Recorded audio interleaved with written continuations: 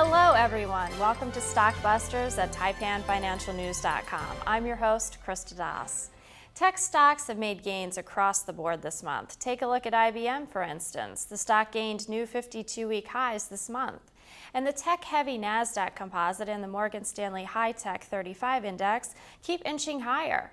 But there have also been numerous inconsistencies in the sector of the market. Here with me today to discuss this topic and to tell you about one company that you don't want in your portfolio is Breakaway Investor Editor Andrew Mickey. Andrew, thank you for joining us. Thanks for having me, Krista. Andrew, what are your feelings on the tech sector? Is it ready to regain leadership in the stock market? Well, Krista, there is value in the tech sector. However, it's only a few stocks that offer the opportunity, only a very limited few. So, Andrew, is there a particular stock within this sector that you would stay away from? Yes, there is. Dell. Dell. But Dell was one of the best performing stocks of the 90s. Why are you so bearish on Dell now? Well, there are a lot of reasons to dislike this stock. However, the big reason is Dell is losing market share. Over the past few years, PCs have been commoditized, and consumers no longer really care about what type of brand of PC they buy. Aside from Apple, they're all pretty much the same thing. Competition is heating up, and Dell simply hasn't been able to keep up. It's using an outdated business model, its market share is plummeting, and investors are paying the price.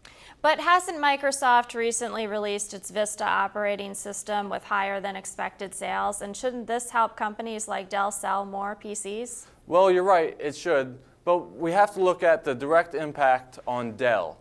Overall, for the PC industry, the Vista has really helped out quite a bit. Initial estimates for sales of Microsoft's latest operating system took a few months to catch up to expectations, but now sales are surpassing those initial expectations, and the PC industry is doing very, very well.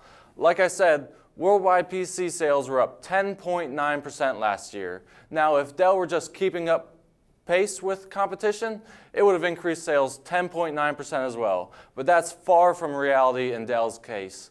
Dell was the only major PC manufacturer to suffer from a sales decline last year.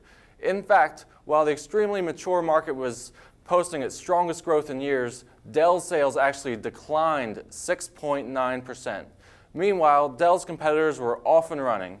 HP's shipments were up 28.8%. Acer, a low-cost PC manufacturer out of Taiwan, sent 41.4% more PCs out of its factories last year, and Lenovo, which purchased IBM's PC operations last year, saw its sales soar too. Heck, even Apple is starting to become a force. Apple's iMac shipments increased 30% last year, and the iPod maker now has a 5% market share in the computer industry. Everyone is doing great. Consumers can't get enough PCs, and they're not hesitating to buy new ones. However, Dell just hasn't been able to capitalize. That doesn't sound good for Dell. What is the company's problem? It all boils down to the business model, and to say the least, Dell's is outdated. 5 years ago, when Dell was king of the PC industry and delivering annualized returns of more than 50% to investors for more than a decade, its direct sales model worked. Dell offered customized options and the latest hardware that PC users demanded.